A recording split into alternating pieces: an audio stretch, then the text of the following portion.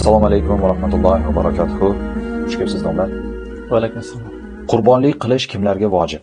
Bismillahirrohmanirrohim. Alhamdulillahi robbil alamin. Wal aqibatu lil muttaqin was salatu was salamu ala rasulih Muhammad va ala alihi va ashabihi ajma'in. Amma ba'd. Assalomu alaykum. Qurbonlik qilish mo'min insonga boy bo'lsa, balog'atga yetgan bo'lsa va musofir bo'lmasa, ya'ni muqim bo'lsa, mana shunday insonlarga vojib bo'ladi. Faqat bu yerda muammo bo'ladi. Erkak va ayolning farqi yo'q. Boylikni o'lchovida qanday o'lchaymiz degan savolga javob berishimiz kerak. Ya'ni uni haqiqiy ehtiyojlaridan tashqari moli nisobga yetgan bo'lsa, nisob miqdoriga, ya'ni 85 gram tilloning qiymati miqdoriga yetgan bo'lsa va u zakotdagi kabi emas, ya'ni bir yil aylanish shart emas, qurbonlik qilishi vojib bo'ladi. Bu yerda haqiqiy ehtiyojlardan tashqari deganimiz, masalan, insonning ehtiyoji bitta ulov bilan qoniqiladi, ya'ni bitta ulov bilan insonning ehtiyoji qondiriladi. Xuddi shuningdek bitta uy bo'lsa, shuningdek ishga, uyga kiyadigan ikki marta almashtirib kiyadigan ikki qavat kiyimi bo'ladigan bo'lsa, mana shundan ortiq barcha narsalar uni haqiqiy ehtiyojdan tashqari mollar hisoblanadi va bularni qiymati bozor miqdorida qiymatlanganda yuqoridagi aytilgan nisobga yetadigan bo'lsa, qurbonlik qilish vojib bo'ladi. Qurbonlik qilishni vojib qiladigan boylikning miqdori qanday hisoblanadi? Qurbonlik vojib bo'lishi uchun yuqorida aytganimizdek, insonning haqiqiy hojatidan tashqari nisobga yetgan moli bo'lishi kerak. Bu nisob miqdori 85 gram tilloning miqdori. Hozirgi kunda buni biz o'sha muomalada bo'lib turgan tillolarni, ya'ni taqinchoq sifatida emas, balki uni xomashyo sifatida, lom deb aytib qo'yamiz. O'sha narxdagi qiymatining miqdoriga teng bo'lishi kerak. U taxminan 40 million atrofida bo'ladi. Bu zakot nisobi ham bir xil miqdorda bo'ladi. Faqat zakot nisobidan farqi bu yerda insonning ehtiyojidan ortiq narsa deganda haqiqiy ehtiyojdan ortiq narsa bo'lishi kerak. Ya'ni uni ishlatadigan narsa bo'lsa ham, lekin bittasi bilan kifoyalanadigan narsa bo'lsa, masalan, avtomobil bo'lsa, ikkita avtomobil bo'lsa, bittasi ehtiyoj uchun ishlatilgan bo'ladi va ikkinchisi haqiqiy ehtiyojdan tashqari, u qo'shimcha ehtiyoj uchun bo'ladi. Zakot uchun yuqoridagi ikkita avtomobil ikkalasi ham hisoblanmasa-da, nisobga qo'shilmasa-da, lekin fitr sadaqasi vojib bo'lish uchun, xususan qurbonlik vojib bo'lish uchun ikkita avtomobildan bittasi nisobga hisoblanadi. Undan tashqari, masalan, insonning ikkita uyi bo'ladigan bo'lsa, uy joyi bo'ladigan bo'lsa, bunda ham bittasi bilan u kifoyalanishi mumkin bo'lgani uchun ikkinchisi nisobdan ortiqcha deyiladi va uning qiymati yuqoridagi 40 milliondan oshadigan bo'lsa, bunda qurbonlik vojib bo'lib qoladi. Masalan, qishloq joylarda bir odamni joyi bo'lishi mumkin, uy joyi bo'lishi mumkin, undan tashqari olib qo'ygan yer, mulki bo'lishi mumkin. Bular ham ortiqcha bo'lgani uchun nisobga qo'shiladi. Kiyimlarni ham ortiqchasi, ya'ni odatda kiyadigandan ortiqchasi, kitoblar bo'ladigan bo'lsa, o'zining mutaxassisligiga doir kitoblar uni haqiqiy ehtiyoji hisoblanadi. Mutaxassisligidan tashqaridagi kitoblar bo'ladigan bo'lsa, uni ham qiymat qo'shiladi. Idish-tovoqlarni ham bir marta mehmonni kutib olish uchun yetadigan va o'zi doim ishlatadigan idish-tovoqlardan tashqari ortiqcha turganlar bo'ladigan bo'lsa, bular ham nisobga qo'shilishi kerak hatto. Faqat bu yerda o'sha ishlatilgan idish, ishlatilgan kiyilgan kiyimlar bozor narxida hisoblangani uchun u juda ham arzon hisoblanadi, chunki uni bozorga solib xaridor qidiradigan bo'lsa, juda arzon baholanadi. Mana shu tomonni ham e'tiborga olish kerak bo'ladi. Mana shu narsalarning umumiy qiymatini hisoblaydigan bo'lsak, bundan tashqari tijorat mollari, pullari, bular o'z-o'zidan qo'shiladi. Ya'ni zakotga qo'shiladigan narsalar va yuqoridagi aytib o'tganimiz ehtiyojdan ortiqcha narsalar hammasi qo'shilganda nisobga yetadigan bo'lsa, unda qurbonlik vojib bo'ladi. Ya'ni qurbonlikning vojib bo'lish ehtimoli zakotnikidan ko'ra ancha yuqori bo'ladi degan ma'noda. Butun bir oiladan birgina qo'y kifoya qiladimi? Ya'ni birgina qo'yni so'yish kifoya qiladimi? Biz yuqorida aytib o'tganimizdek, qurbonlik balog'atga yetgan, boy bo'lgan insonning o'ziga vojib bo'ladi. Shuning uchun ham oilada nechta odam nisob miqdoricha mablag'i mulki bo'ladigan bo'lsa, hammasi o'zi uchun alohida qurbonlik qilishi vojib bo'ladi. U ayol kishi bo'ladimi, erkak kishi bo'ladimi yoki bitta qozon ustida jamlangan oila, aka-ukalar, ota, farzandlar bo'ladimi, buni ahamiyati yo'q. Ular hammasi uchun alohida qurbonlik qilish kerak yoki birgalikda bitta masalan mol yoki tuyaga o'xshagan katta jonivorlarni olib 7 kishigacha sherik bo'lib qurbonlik qilishlari ham mumkin bo'ladi. Bir kishi ruxsatsiz xotini yoki katta o'g'li nomidan qurbonlik so'yishi joizmi? Qurbonlik ibodat bo'lgani uchun ibodatlarning asl mohiyati insonni imtihon qilish, qalbini imtihon qilish, nafsiga qarshi bir ishni amalga oshirish bo'lgani uchun aslida qo'liga o'sha yetadigan mablag'ni tutqazib, mana bunga qurbonlik qil xohlasang deb bersa, o'sha odam o'zini mulkiga aylangandan keyin endi nafsiga qarshi chiqib o'sha mablag'dan voz kechib Xudo uchun bir jonliq olib so'yishi eng to'g'ri yo'l bo'ladi aslida.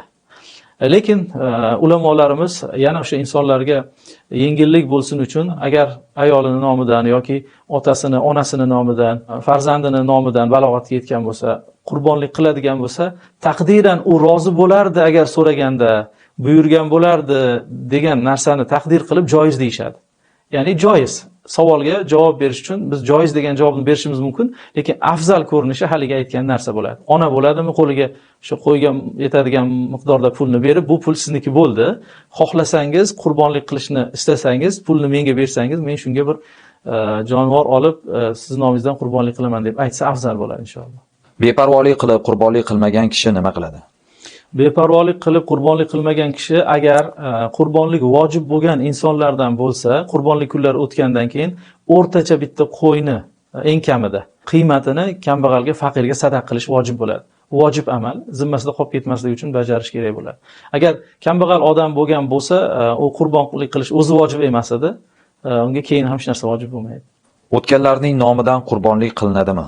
O'tganlarning nomidan qurbonlik qilish mashru emas. Ya'ni mashru emas degani aynan qurbonlik bo'lib voqea bo'lishi mashru emas, mashhur emas. Bitta holatni ulamolar kitoblarda zikr qilishgan. Agar bir mol yoki tuya ustida bir necha odam sherik bo'lgan bo'lsa, endi qurbonlik kuni kelgandan keyin haligi odam qurbonlik qilishdan oldin vafot etib qolsa, sheriklardan biri. Shunda merosxo'rlar kelib, mayli vafot etgan otamizning nomidan qurbonlikni davom ettirib qilaveringlar desa, o'tadi inshaalloh deyishgan. Lekin o'zi avval boshdan otam o'tgan edi, o'sha kishining nomidan qurbonlik desa, bu aynan qurbonlik bo'lib voqea bo'lmaydi, ya'ni vafot etgan insonning zimmasiga vojib bo'lmaydi hech narsa. Chunki vojib bo'lish zimmasi unda yo'q bo'ladi vafot etgandan keyin. Hisob-kitoblar hammasi yopilgan bo'ladi. Illo o'zining molidan farzand bitta jonliq olib qurbonlik kunida so'yib o'sha otasining nomidan xayr ehson qiladigan bo'lsa, jonliqni so'yganli savobi va sadaqalarning savobi inshaalloh yetadi. Erkak yoki urg'ochi hayvonlardan qaysi birini qurbonlik qilish afzal? Erkak urg'ochini ahamiyati yo'q, joiz bo'laveradi. Erkak va urg'ochilik bu zakotda shart qilingan, zakotda tuyada shart qilingan. Shuning uchun inshaalloh odam ko'rganda go'zal bo'lib, hamma havas qiladigan, yaxshi chiroyli semiz jonivorni qurbonlik qilsa bo'laveradi. Urg'ochimi, nima farqi yo'q. Qurbon hayiti kuni qurbonlik qilishdan avval biror narsa yemay turishning diniy asosi bormi? Ha, buni diniy asosi bor. Fitr kunida Nabiy alayhisolatu vassalom xurmo yeb, og'zini ochib, ya'ni o'sha kun ro'zador emasliklarini bildirib chiqardilar hayitga. Aynan qurbonlikda esa oldin chiqib, hayit namozini o'qib, qaytib kelib, o'zi so'ygan jonivorlarni go'shtlaridan birinchi bo'lib iste'mol qilardilar. Bu hadisga, sunnatga muvofiq bo'lgani uchun inshaalloh savob bo'ladi shunday qilsa. Qurbonlik qilishni niyat qilgan kishi tirnoq va sochlarini olmasligi kerakmi? Bu masala har yili bir ko'tariladi, juda ham ajoyib masala. Nabiy alayhisolatu vassalomdan rivoyat qilingan hadis sharifda kimki qurbonlik qilmoqchi bo'ladigan bo'lsa, tirnoqlari va sochlaridan tiyilsin degan hadis shariflar bor. Ayni ushbu hadis sharifni boshqa mazhab ulamolari, ya'ni qurbonlik vojib emas, sunnat degan ulamolar mana Nabiy alayhisolatu vassalom qurbonlik qilishni xohlagan odam deyaptilar. Demak, xohlagan qiladi, xohlamagan qilmas ekan deb dalil qilishgan va mana shu hadisda kelgan ochiq oydin. Qadim ulamolar ham, mutaqaddim ulamolar ham bu masalada ixtilof qilgan. Xususan bizning Hanafiy mazhabida Abu Hanifa rahmatullohi alayhi sarohatan so'zlar bor, ya'ni qurbonlik qilmoqchi bo'lgan inson qurbonligini so'ygunicha sochlari va tirnoqlarini olishi makruh emas. Umuman zarari yo'q deganlar. Bunga dalil qilib Oysha radhiyallohu anhodan rivoyat qilingan hadis sharifni keltirganlar. Oysha onamiz aytadilar, Nabiy alayhisolatu vassalom haj qilmoqchi bo'lgan yillarda hadiylarni jo'natardilar va o'zlari esa halol holda qolardilar. Ya'ni inson ihromga kirmagan inson uchun nimalar halol bo'lsa, hamma ishlarni qilardilar. Xususan o'sha ayollar bilan bo'ladigan soch tirnoqlarini olish va hokazo ishlarni barchasini qilaverardilar deydilar. Ushbu hadis sharifni qayeri dalil desa, Nabiy alayhisolatu vassalom bu yerda hadiy so'yishni, ya'ni Makkaga borib hayit kuni jonliq so'yishni oldindan tayin qilib qo'ydilar. Chunki jonivorlarni yubordilar taqlid qilib, o'shanga tayin qilib. Ya'ni qurbonlikdan, muqim odam so'yadigan qurbonlikdan anchagina yuqori darajada turadigan jonliqni so'yadigan bo'la turib, bu narsalarni qilaverishlari qurbonlikni so'ymoqchi bo'lgan odamni qilishi joizligiga batariqa dalolat qiladi deydilar. Undan tashqari bu hadisni yana bizni ulamolarimiz javob berishlariga asosiy dalil bu mashhur amal, ya'ni shoyi bo'ladigan balvoyi omma deyiladi. Hamma qurbonlik qilgan, sahobiylardan ham, tobiinlardan ham hamma qurbonlik qilgan. Lekin bu paytda soch va tirnoqdan tiyilish Nabiy alayhisolatu vassalom zamonlarida ham, u kishidan keyingi zamonlarda ham mashhur bo'lmagan. Ya'ni biror bir ulamolarimiz aytadiki, Nabiy alayhisolatu vassalom ahllarini qurbonlikka buyurdilar, sahobalarni buyurdilar, lekin birortasini soch va tirnog'ingdan tiyilgin deb aytmadilar, dedilar. Agar bu vojib yoki bir afzal amal bo'lganda Nabiy alayhisolatu vassalom buni bayon qilishdan qolmasdilar, deydilar va yuqoridagi hadis sharifni aytadilar, bu munqati hadis deydilar. Shunday qilib javob beradilar. Ya'ni ikkala tomonning ham o'ziga yarasha dalillar bor. Bizning Hanafiy mazhabimiz ixtiyor qilgan qavlga ko'ra, demak, o'sha kuni qurbonlik qilmoqchi bo'ladigan kunlarda soch va tirnoqlarni olishining umuman zarari yo'q inshaalloh. Vakillik yo'li bilan qurbonlik qilsa bo'ladimi? Vakillik yo'li bilan qurbonlik qilish joiz, afzali o'zi qilish. Ya'ni o'zi Nabiy alayhisolatu vassalom qodir bo'lsa o'zi so'ysin dedilar. Agar bo'lmasam, o'sha joyda hozir bo'lishini tavsiya qilganlar. Shuning uchun o'sha joyda turib Allohning qabul qilishi borasida duolarni qilib turish afzal, lekin vakillik bilan joiz, muammosiz ya'ni. Qurbonlikning vaqti haqida to'xtalib o'tsangiz. Qurbonlik shahar joylarda, ya'ni Eid namozi o'qiladigan qishloq bo'ladimi, joylarda, shahar bo'ladimi farqi yo'q. Eid namozi o'qiladigan hududlarda namoz o'qilgandan keyin jonliq so'yiladi. Namoz o'qilgandan keyin jonliq so'yiladi. Ya'ni bu degani sal shoshilmay turish kerak. Eid kuni 10-Zulhijja kuni, demak, bomdoddan keyin, quyosh chiqqandan keyin 15 minut, 20 minutdan keyin namoz boshlanadigan bo'lsa, o'sha namozdan keyin so'yish kerak bo'ladi. Agar undan oldin so'yib qo'yadigan bo'lsa, quyosh chiqdi-yu deb namoz o'qishdan oldin so'yib qo'yadigan bo'lsa, oddiy go'sht bo'ladi, boshqatdan so'yish kerak bo'ladi. Endi qishloq joylar bor. Qishloq deganda hozir bizni holatimizdagi qishloqni tushunmaslik kerak. Tog' toshlarda yakka odamlar yashaydigan yoki juda ham kamchilik yashaydigan va u yerda odatda Eid namozi o'qilmaydigan joylarda tongdan so'ysa bo'ladi inshaalloh. Chunki u yerda namoz o'qilmaydi, asli namozdan keyin bo'lish kerak. Fuqaholar shunday deydilar. Keyin uni oxirgi kuni, 3-kuni quyosh botishidan oldin so'yishga ulgurib qolsa, o'sha qurbonlik o'rniga o'tadi. Quyosh botgandan keyin endi uni agar sotib olgan bo'lsa, o'zini sadaqa qilishi yoki qiymatini sadaqa qilish vojib bo'ladi, yo'q bo'lsa. Vallohu alam. Qurbonlik qilish mumkin bo'lgan kunlardan qaysi birida qurbonlik qilish afzal? Ulamolar fiqh kitoblarida hammasi yakdillik bilan birinchi kun afzal deyishgan, lekin bu degani ikkinchi, uchinchi kuni bo'lmasa ekan degan so'zni olmaslik kerak.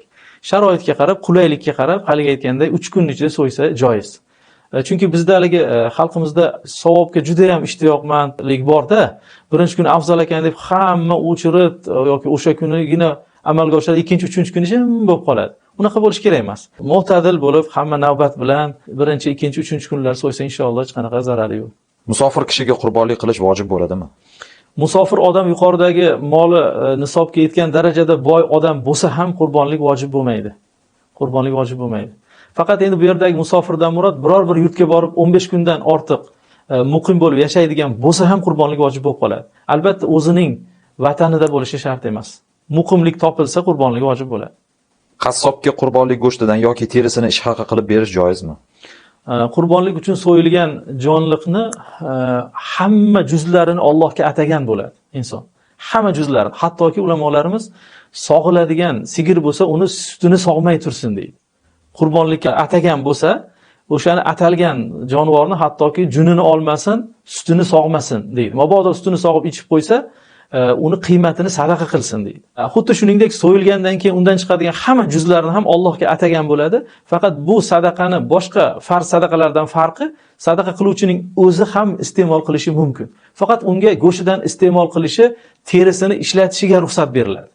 Biror bir evaz uchun ishlatishga, evaz qilib biror bir narsani evaziga bay qilib, savdo qilib berish umuman mumkin emas. Xususan, qassobni ham u ijaraga yonlagan hisoblanadi.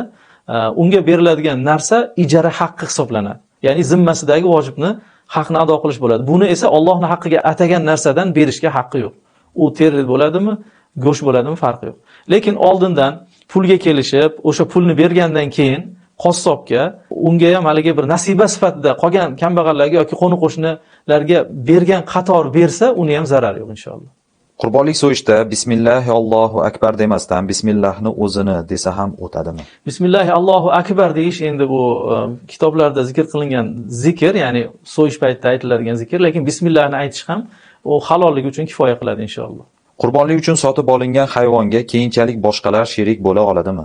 Bo'lishi mumkin, faqat bu sigir yoki tuya bo'lishi kerak. Bitta tuya yoki bitta sigirning ustida 7 ta odam sherik bo'lishi kerak eng kamida va o'sha 7 ta odamdan birortasining ulushi 7 dan 1 dan kam bo'lmasligi kerak. Agar bir inson o'zi uchun qurbonligini sotib olgandan keyin boshqalarni sherik qilmoqchi bo'lsa, qurbonlik qilishdan oldin, bu bizni kitoblarda joiz sanalgan. U o'ziga yana 6 kishini qo'shishi mumkin, faqat ulushlari 7 dan 1 dan kam bo'lmasligi kerak. Va bu bay yo'li bilan bo'ladi, joiz bo'ladi. Endi bu yerda fiqhiy, usuliy masalalar bor, uni aytish qanchalik to'g'ri. Ya'ni bir inson bir sigirni sotib olgan paytda go'yoki 7 ta qo'yni sotib olgandek bo'ladi deydi ulamolar. Bir kishini sherik qilib 7 dan 1 ulushga sherik qilsa, o'sha qo'ylardan birini sotgan bo'ladi. Shunga o'xshagan holatda, ya'ni sherikchilik paydo bo'ladi. Ya'ni bu degani jonliqni sotib olib turib, qurbonlikka atab qo'ydi, endi atalgan narsani bir bo'lagini sotib oldi hisoblanmaydi. Ulamolarimiz joiz deyishgan inshaalloh. Qurbonlik go'shtidan boylarga ham bersa bo'ladimi? Qurbonlik go'shti farz sadaqa bo'lmagani uchun, ya'ni biz qurbonlikda o'zi qon oqizish ibodatida qurbonlik. Joni chiqquncha shu bo'ynidan so'yib, joni chiqqandan keyin ibodat ado bo'lib tugagan bo'ladi. Uning go'shtini berish endi nafl ibodat. Ya'ni o'z ixtiyoridagi ibodat. Hammasini ham o'zi yeyishi mumkin hattoki. Faqat sotmaslik kerak xolos. Shuning uchun ham nafl sadaqalarni boylarga berish joiz, chunki nafl sadaqalar hadiya ma'nosida bo'ladi. Shuning uchun ham g'ayridinlarga ham hattoki berish mumkin, boylarga ham berish mumkin, bunda zarar yo'q. Va qadri imkon muhtojlarga va ko'ngli yorishadigan, ko'ngli yaqin bo'lgan insonlarga berishi afzal bo'ladi inshaalloh. Hayvon sotib olingandan so'ng kasal bo'lib qolsa, uni qurbonlik qilsa bo'ladimi? Bu ham nozik masala ekan. Agar kasal bo'lib qoladigan bo'lsa, u odam kambag'al bo'lib, sotib olayotganda qurbonlik uchun tayin qilib sotib olgan bo'lsa, o'zini so'yishda zarar yo'q. Nimaga desa, chunki ulamolarimiz aytadi, kambag'al odamni o'zini zimmasiga qurbonlik vojib emas edi. U bir qo'yni, jonivorni qurbonlik uchun atab sotib olgan paytda o'shaning o'zi vojib bo'lib qoladi dedilar va u o'shani o'zini so'yadigan bo'lsa, bu nuqsonli ish qilgan hisoblanmaydi. Lekin boy odam sotib olgan bo'lsa, keyin u qurbonlikka yaramaydigan darajada kasal bo'lib yoki jarohatlanib qoladigan bo'lsa, o'rniga yaxshisini olib so'yish kerak bo'ladi. Chunki boyni zimmasiga vojib bo'ladi qurbonlik qilish. Zimmasiga vojib bo'ladi. Ya'ni nazr bilan vojib bo'lmaydi. Shariat tomonidan o'zi ayni vojib bo'lgan bo'ladi. Shu e'tibordan yaroqlisini olib so'yish kerak bo'ladi. Faqat bu yerda kasallik ham yaramay qoladigan daraja kasal bo'lsa. Agar yaraydigan bo'lsa, unda joiz. Qurbonlik go'shtidan o'zga din vakillariga ham berish mumkinmi? Yuqorida aytganimizdek, qurbonlik go'shtini sadaqa qilish bu nafl sadaqa hisoblanadi. O'zga din vakillariga ham berish joiz. Ularni qalbini, ko'nglini ulfat qilish, qo'shnichilik haqqini ado qilish va hokazo shunaqa ma'nolari bor. Payg'ambarimiz Muhammad sallallohu alayhi va sallamga atab qurbonlik uchun qo'y so'yish mumkinmi? Bu oxirgi paytlarda ko'p ko'tarilayotgan masala bo'lyapti. Bu biz bilganimizcha, endi bizni bilishimizcha, bu salaflarda, oldingi ulamolarimizda mashhur bo'lmagan amal. Bu narsani paydo qilib, ko'paytirib urchitish kerak emas. Nabiy alayhisolatu vasallamga salovatlar aytiladi. Endi mabodo bir odam qiladigan bo'lsa, buning zarari yo'q inshaalloh. Bu ham ibodat, ya'ni uni savobini bag'ishlash bo'ladi. Xuddiki duo qilishga, salovat aytishga o'xshaydi inshaalloh. Aqiqa va hayitning qurbonligini bitta qilsa bo'ladimi? Agar bitta jonliq so'yib, aqiqa va qurbonlik deb aytadigan bo'lsa, unda biri vojib, ikkinchisi mustahab amalda. Agar boy odam bo'lsa, bu aytilayotgan odam qurbonlik zimmasiga vojib bo'lganlardan bo'lsa, unda qurbonlikdan o'tadi va aqiqadan o'tmaydi. Chunki tadoxul deydi buni, bir-birini ichiga kiritish, bu ikkalasidan ham alohida maqsud qilingan narsa va mahal tayin bo'lib qoladi ikkalasi uchun ham. Ya'ni jonliq ikkalasi uchun ham alohida tayin qilinadigan ibodatlardan, shuning uchun ham ikkalasini bir-biriga kirishtirib bo'lmaydi. Buni haligi masjidga kirganda tahiyatul masjidga o'xshatib bo'lmaydi. Masalan, peshin vaqtida kirib, peshin namozini 4 rakatini o'qishda tahiyatul masjidni qo'shib niyat qilsa, 4 rakat bilan ikkalasi ado bo'lib ketadi. Lekin bunda unday bo'lmaydi. Ikkalasini qo'shib niyat qilganda hukmi yuqorisi bo'lgani o'tadi, ikkinchisi o'tmaydi. Ya'ni vojib bo'lgan qurbonlikda o'tadi, haqiqatan o'tmaydi. Shuning uchun agar alohida qilgani afzal bo'ladi inshaalloh. Tuya va sigirga bir kishi qurbonlik, yana biri nazr, yana biri aqiqa, yana biri nafl niyatida qo'shilsa bo'ladimi? Bu yerda bo'ladi, lekin afzali o'sha kundagi so'yiladigan jonliqlarning eng savobi ko'pi bu qurbonlik degani bo'ladi. Qurbonligi afzal bo'ladi. Inson masalan o'zini o'lchov bilan o'lchaydi-da, shariatni o'lchoviga yurgan ma'qul bo'ladi. Ya'ni shariat qurbonlikni eng afzal amal dedim, o'shani qilgan ma'qul. Chunki nafl ham qilyapti, undan ko'ra o'sha o'zini zimmasiga vojib bo'lmasa ham qurbonlik deb niyat qilsin. Lekin mabodo shunday bo'lsa ham, yuqoridagi niyatlar bilan qo'shiladigan bo'lsa, inshaalloh joiz bo'ladi. U yerda faqat ibodat bo'lmaydigan holatlarda birontasi qo'shilib qoladigan bo'lsa, unda qurbonlikdan qolganlarniki ham o'tmay qoladi. Shuning uchun ham ibodat niyatida bo'lsa, unda joiz bo'ladi. Hattoki ulamolarimiz aqiqani ham asli shariatda bor narsa bo'lgani uchun inshaalloh aqiqa bilan qo'shilsa ham joiz deyishgan. Hayvon so'yganda uni og'iz bilan puflab shishirish joizmi? Umuman olganda shu hayvon so'yishdagi odoblar haqida to'xtalib o'tsangiz. Jonliqni so'yganda puflash endi biz ota-bobolarimizdan qo'yda bu narsa urfga kirgan, adashmasam tuyada yo'q bo'lsa kerak, sigirda ham Alloh alam biz ko'rmaganmiz. Endi qo'yga kelib taqaladi masala. Buni endi oxirgi paytlarda bu masala ham ko'p urchidi. Juda ham e'tibor asli bermaydigan masala. Chunki uni makruh deb kimdir aytsa ham bu karohat tanzihiy bo'lishdan nariga o'tmaydi. Chunki mo'minning suri, og'izdan chiqqan suri u halol. Og'iz tegsa ham, tupugi tegsa ham hattoki hech qanaqa najosatga aloqador narsa bo'lmaydi. Faqat endi bu yerda ba'zi ulamolar aytgan bo'lishi mumkin. Buni dalilni ham ko'rmadik biz kitoblarda.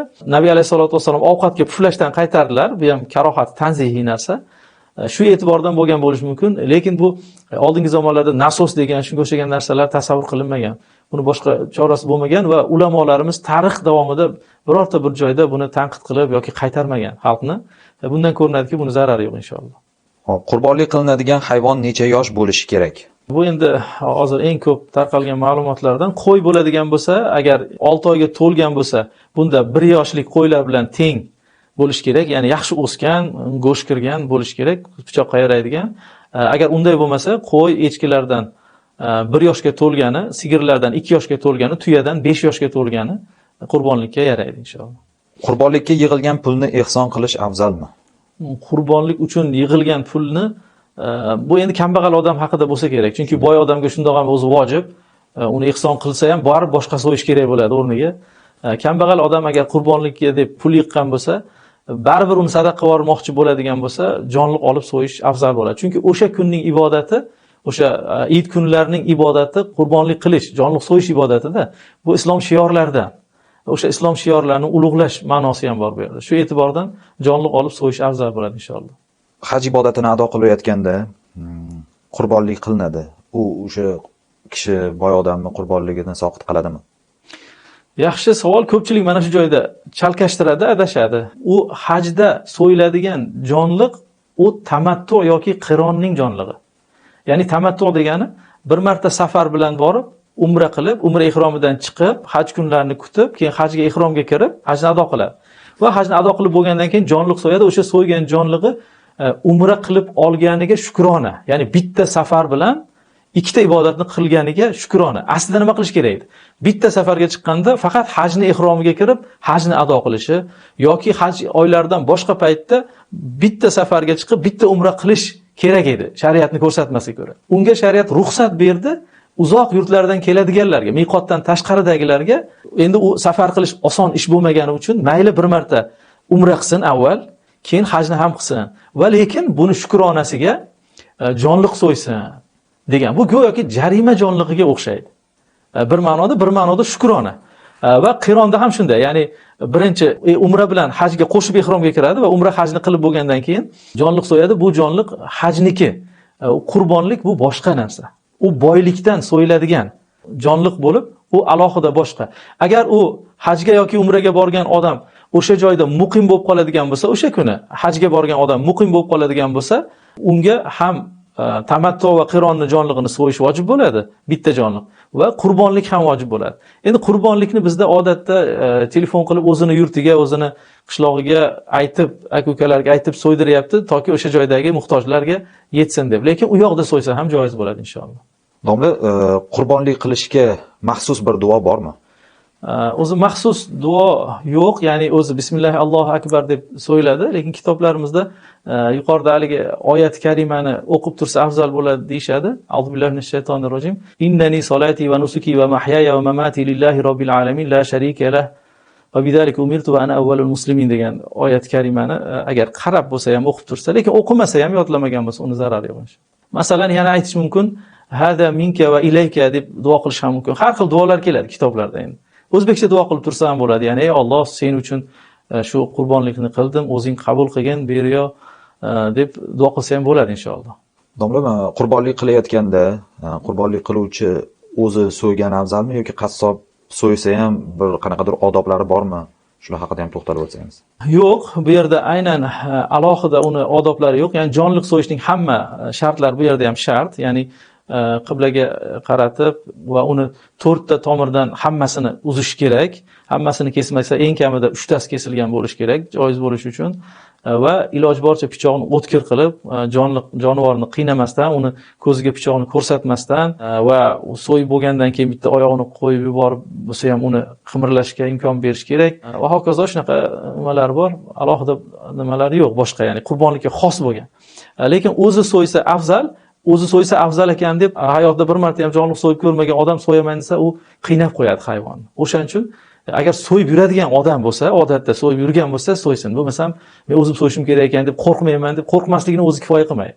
Bu yerda jonivorni qiynamasdan so'yadigan joyini bilish kerak. U suyagiga taqab olib pichoqni tortavergan bilan u makruh ish qilib qo'yadi. Aksincha. Shuning uchun yaxshi so'yishni biladigan odam so'ysa afzal bo'ladi. Qurbonlik qilayotgan odam hayvonning oyog'idan ushlab turishi kerakmi? Endi ushlab tursa ham ba'zi kitoblarda aytgan, qo'y oyoqdan ushlab tursin degan gaplar ham kelgan. Nabiy alayhisolatu vassalom ayollariga hozir bo'lib turinglar degan gaplari keladi. Bular endi afzaliyat masalalarida, ya'ni qurbonlikni o'tish o'tmasligi aloqasi yo'q. Rasululloh sollallohu alayhi vasallam barcha ummatlarning nomlaridan qurbonlik qilganmilar. Nabiy alayhisolatu vassalomni o'zini ummatlariga juda ham xayrli ishlari ko'p bo'lgan. Nabiy alayhisolatu vassalom hajjatul vadoda butun vujudlari bilan ummatlariga Alloh taoloning rahmatini so'rab duo qilganlar. Ummatlarning gunohlarini rosa so'raganlar. Vafotlarida ham ummati deb vafot qilganlar. Bu faqat o'sha bitta jonliqni qo'yni so'yishlarini odamlar rivoyat qiladi-da. Ya'ni ikkita qo'y so'ydilar, bittasi o'zlaridan va oilalaridan, bittasi ummatlari nomidan degan so'zlarni rivoyat qilishadi. Bu bilan o'sha yil, o'sha payt, o'sha zamon uchun bu. Ya'ni kelajak zamonlardan ham soqit bo'lib ketdi degan ma'noda emas. Ya'ni o'sha ibodatni qilish bilan ummatlarni gunohlarini mag'firat qilishini so'radilar-da Nabiy alayhisolatu vassalom. Bu degani inson zimmasidagi vojibni soqit qilishga dalolat qiladi degani emas.